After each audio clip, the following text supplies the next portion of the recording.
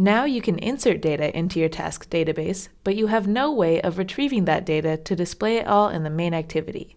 So the next method we need is query, which lets us ask for rows of data so that you can display them in the UI.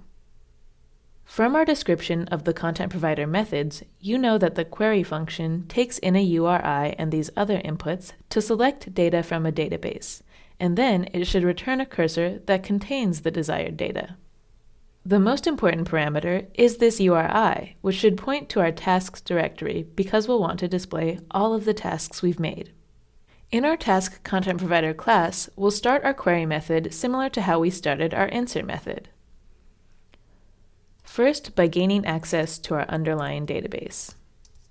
This time with a call to get readable database, since we're just reading from it and not changing it. Then using our URI matcher to get a match number that identifies the passed-in URI. Then we know we'll be returning a cursor, and we can write a switch statement to manage data correctly in the cases we want. And for now, we'll start with one case, the case for all tasks, since that's what we'll want to display in our app. And in any other case, we'll throw an exception. And this starting code will look pretty similar for all of our CRUD functions. Now let's write the query for our tasks case, which should return all the rows in our database as a cursor.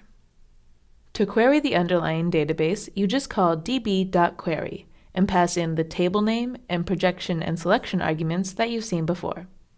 This will return a cursor that you can store in our retCursor variable. Then you'll set another notification, but this time it tells the cursor what content URI it was created for. This way, if anything changes in the URI, the cursor will know. And finally, you'll want to delete this last exception and return the cursor that you queried for. And that completes the query method. Next, let's hook this up to our UI so that all the tasks in this cursor can be displayed in the main recycler view.